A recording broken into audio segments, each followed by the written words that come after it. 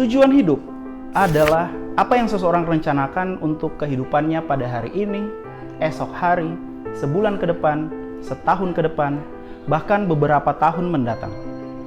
Tujuan hidup setiap orang akan berbeda satu sama lain. Tujuan hidup saya pasti akan berbeda dengan tujuan hidup yang kamu miliki. Pengertian tujuan hidup menurut para ahli adalah proses menetapkan identitas diri yang dimiliki seseorang.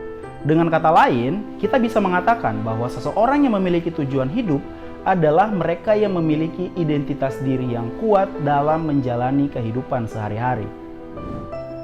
Dalam masyarakat modern seperti sekarang ini, individu yang telah mengetahui tujuan hidupnya secara jelas dianggap telah memenuhi kriteria utama dalam menuju kebahagiaan hidup.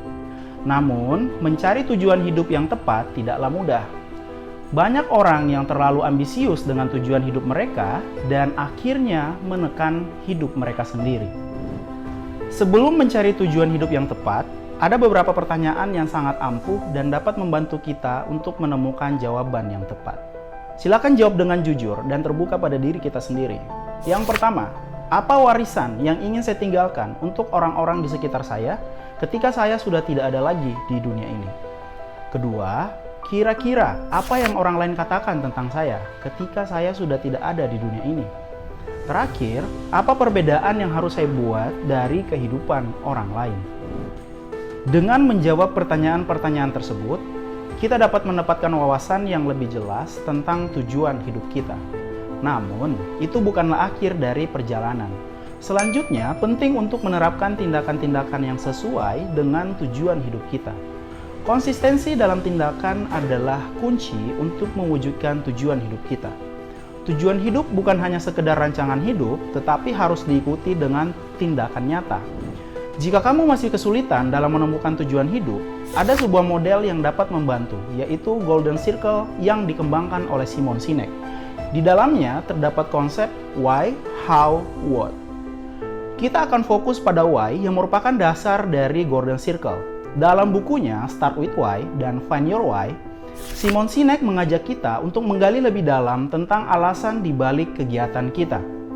Semakin kamu memahami dan memiliki alasan terhadap suatu kegiatan, kamu akan merasakan bahwa apa yang kamu jalani adalah bagian dari tujuan hidup.